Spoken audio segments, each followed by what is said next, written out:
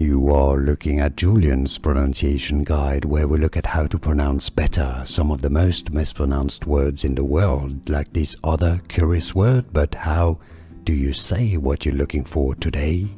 Let's learn once and for all the correct pronunciation of this word, how to pronounce it in English. Both British and American English pronunciations are similar, as ferrous, anything that relates or contains or is consisting of iron. By the way, if you want to learn how to pronounce this iron properly, many mispronounce it, make sure to stay tuned. So here, fair, not fee, ferrous, us, not us, it's not ferrous, ferrous.